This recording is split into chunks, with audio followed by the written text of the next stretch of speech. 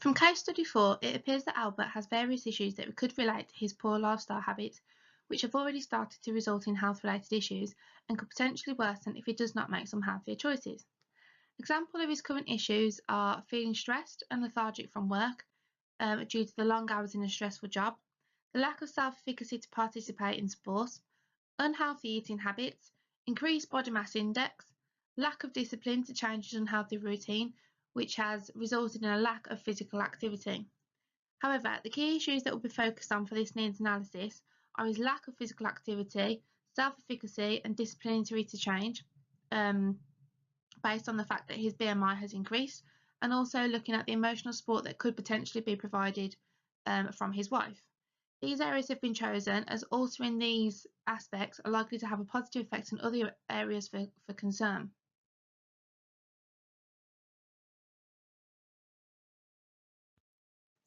For this needs analysis, a variety of measures will be used to understand Albert's current situation, including an initial consultation phase, interviews and psychological skill questionnaires.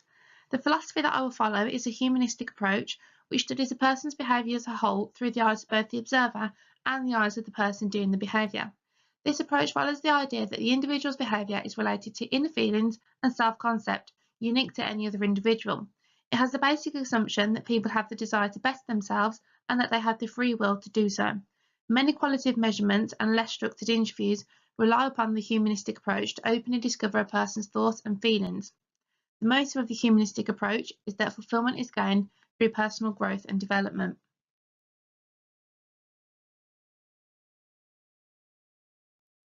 The first approach that would be taken would be to arrange an interview with Albert to talk over any areas of concern and to address any personal issues that he may have. The use of a semi-structured interview will provide the opportunity to obtain important information using preset, open-ended questions and also allowing scope for further discussion depending on Albert's responses. This will be a client-led approach to follow my client's lead, discussing areas that are most important to him and have been taken through the Keegan 2016 approach. NHS guidelines report that adults aged 19 to 64 years should ideally participate in a minimum of 150 minutes of moderate aerobic activity or 75 minutes of vigorous activity per week, and on top of this, 2 strength exercises at least twice a week. Albert identified that he lacks the discipline to begin physical activity and change out of his current routine. This could be based on low self-motivation, which has come from his previous experiences of enjoying PE and related to a lack of self-efficacy. Research shows that following a weight loss program and also achieving an average of 6 to 8 hours sleep per night is associated with increased weight loss succession and lower stress levels than those who sleep for less than 6 or more than 8 hours per night. According to the World Health Organization in a report from 2015, being overweight, which means having a BMI of 25 or above, as well as being physically inactive, can show the increases in the risk of developing type 2 diabetes, hypertension, depression, cardiovascular disease, and higher risk illnesses, just as some basic examples. BMI is mainly a measurement of weight and height, so having knowledge of other statistics such as body fat and muscle mass percentage may provide a clearer indication of health status. Self-efficacy beliefs are a process of self-appraisal and self-persuasion that rely upon cognitive processes and sources of efficacy information. These could be, for example, past performances, vicarious experiences, verbal persuasion, and emotional states, all of which Albert has relations to.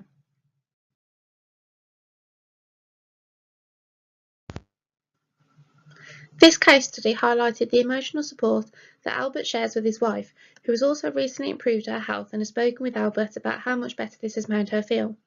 Conducting an interview with his wife may help to highlight how she can encourage Albert to improve his lifestyle and the support that she can provide for him. For example, cooking healthier dinners for him when he gets in from work, or setting up some sort of exercise regime that they can complete together, which could possibly include their children.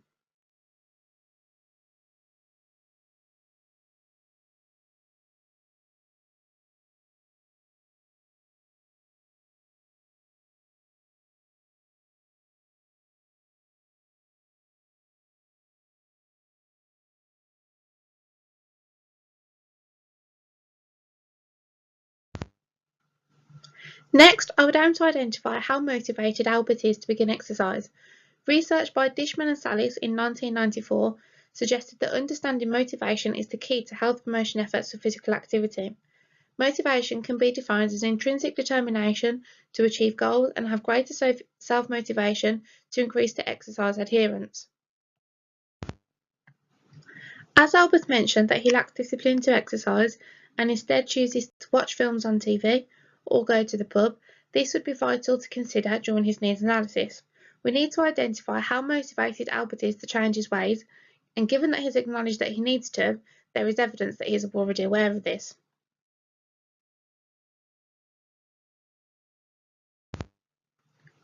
The self-determination theory by Deasy and Ryan in 2000 attempts to explain the theories of human motivation and personality.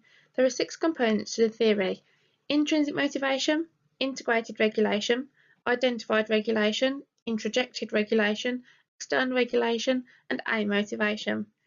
It aims to explain the individual's experience of autonomy, competence, and relatedness. Competence relates to experiencing mastery of a desired outcome. Autonomy describes having harmony with our integrated self and control over our actions. And relatedness refers to connecting with and relating to other people.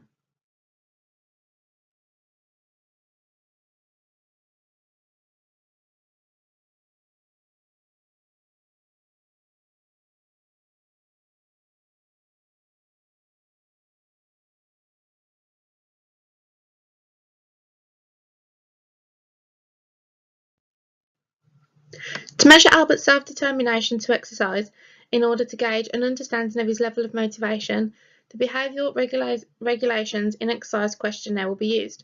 This questionnaire is used as it's previously been validated and used in many other studies and consists of a 19-item response to the headed statement, "Why do you engage in exercise?" It records information for intrinsic regulation, identified regulation, introjected regulation, external regulation, and amotivation, the components of self-determination. And responses are marked on a Likert scale from 0, meaning not true for me, to 4, which is very true for me. The higher the score, the higher the report of a more self-determined motivation.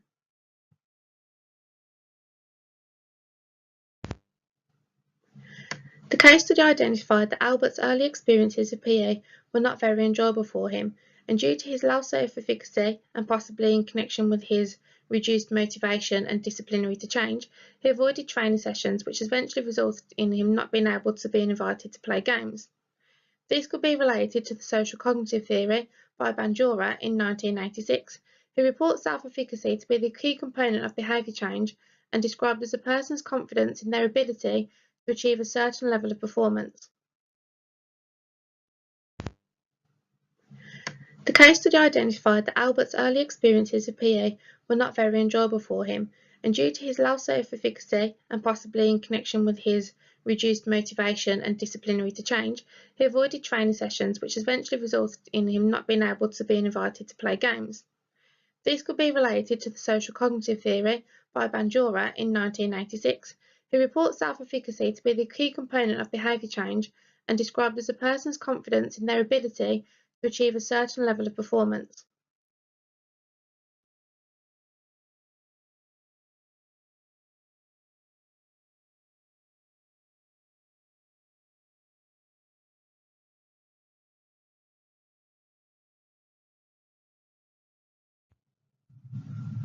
According to the social cognitive theory, learning occurs from social contexts of interactions between the person, the environment, and the behaviour. The SCT emphasises the social influence on internal and external reinforcement, individual maintenance of behaviour, and consideration towards past experiences. There are 6 constructs within the social cognitive theory. Reciprocal determinism. Albert's job, family, and social life appear to be causes of the lack of physical activity, which shows the interaction between his environment and his behaviours. Behaviour capability. If Albert is unsure of how he can change his unhealthy habits, he is less likely to be successful with behaviour change, and therefore strategies need to be implemented to help him understand how he can change his behaviour. Observational learning. Albert can speak with his wife to discuss any changes that she's made based on the emotional support that they offer for each other, and then from witnessing how she's made changes to her lifestyle habits, he can consider how he can implement those changes into his daily routines. Reinforcement. If Albert notices a change in his health or his appearance from his behaviour changes by increasing his physical activity, he's more likely to continue with these changes, but if he doesn't notice any improvements, it's likely that he can fall back into his old ways. Expectations. Albert's expectations may not be very high at the minute based on his previously bad experiences with PE and physical activity, and therefore the social support from his wife and the interventions that we put into place may help to encourage him to have more positive expectations.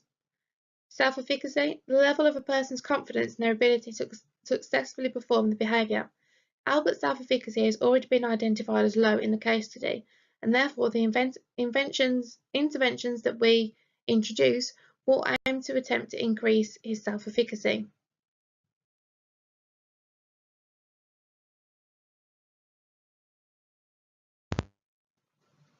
To measure Albert's self-efficacy towards exercise, the multidimensionality of exercise self-efficacy questionnaire by Rogers and Sullivan 2001 will be used. This includes a 24-item response question that starts with how confident are you that you can, and are followed by statements related to coping, task, and scheduling self-efficacy towards exercise. To measure Albert's self-efficacy towards exercise, the multidimensionality of exercise self-efficacy questionnaire by Rogers and Sullivan 2001 will be used. This includes a 24-item response question that starts with how confident are you that you can, and are followed by statements related to coping, task, and scheduling self-efficacy towards exercise.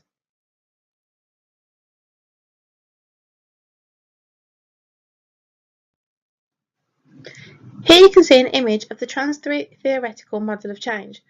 Based on all the information that we have collated from Albert above, such as his self-determination levels, motivation and self-efficacy, and looking at the emotional support that he has from his wife, and all based on the information from his case study, we may be able to identify Albert's stage of change according to this model.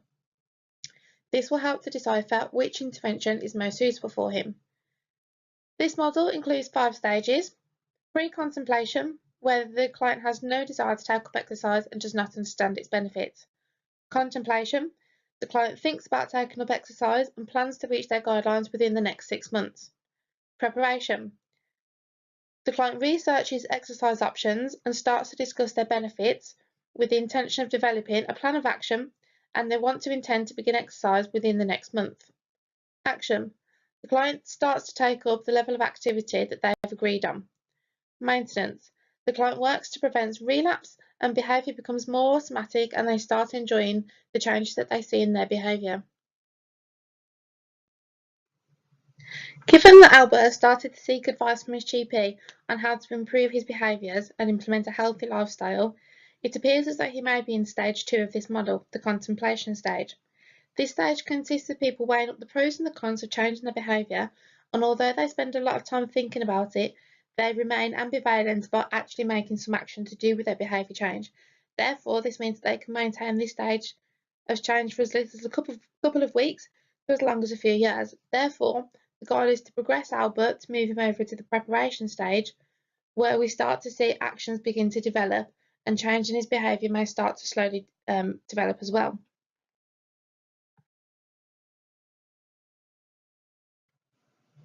This intervention will use a multidimensional approach, focusing mainly on increasing Albert's motivation to exercise by aiming to increase his self-efficacy with focus towards the self-determination theory and the social cognitive theory. The intervention will be a combination of goal setting and motivational interviewing as a means of creating action planning.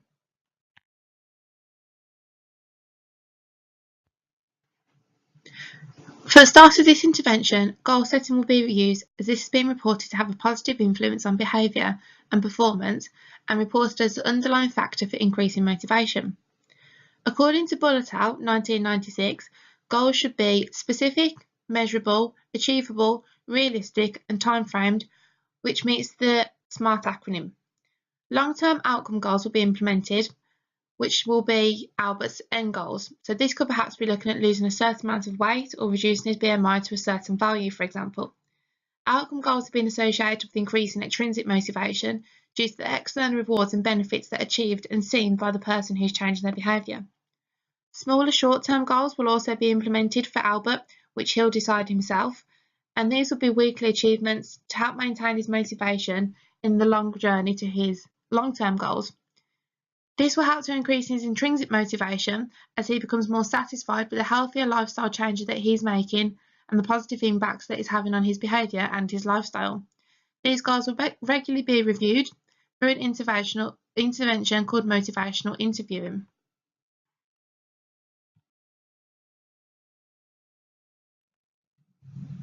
Motivational interviewing consists of approaching behaviour change through a type of counselling aspect, whereby the focus is to increase motivation for behaviour change. As it appears as though Albert may be in the contemplation stage of the stages of change model, there is some evidence of motivation to change. However, we want to ensure that this continues.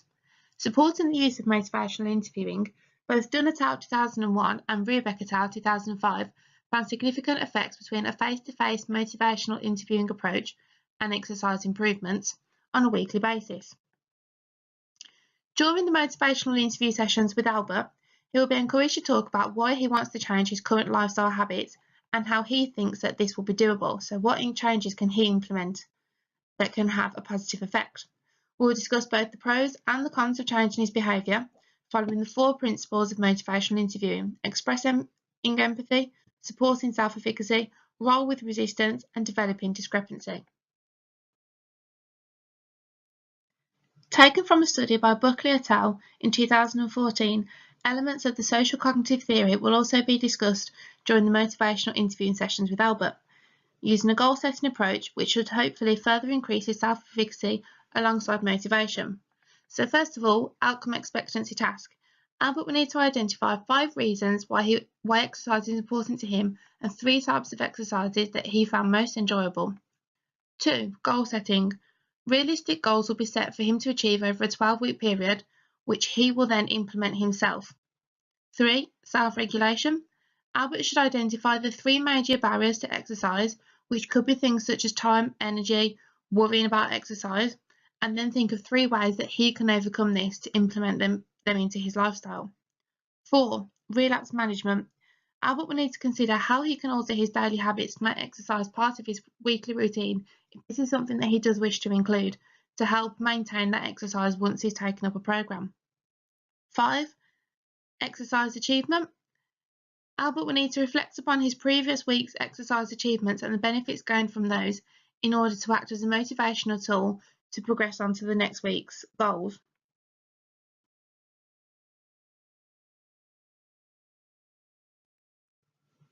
Albert should be advised to regularly review his action plans and will be invited to attend motivational interviewing sessions once a week over a 12-week period, where these aspects will be discussed in more detail and new goals will be set for the next week in agreement with Albert. Buckley found that this intervention improves self-efficacy for both scheduling and completing physical activity for previously inactive participants. Furthermore, encouragement towards Albert's increase in physical activity will be introduced by providing him with a pedometer and advising him to walk a certain number of steps each day, which will also be reviewed on a weekly basis alongside his goal-setting aspects. This was taken from a study by Carnes et al. In 2015, who found that an increase in self-efficacy and significant increases in average daily step count in 23 underactive individuals over a 4-week period, who also participated in motivational interviewing sessions. Therefore, we can hope to conclude that the combination of goal setting, motivational interviewing, and the step count using a pedometer will hopefully increase Albert's physical activity by first of all increasing his motivation, his self-determination, and his self-efficacy to want to exercise, overall resulting in a healthier lifestyle choice for him.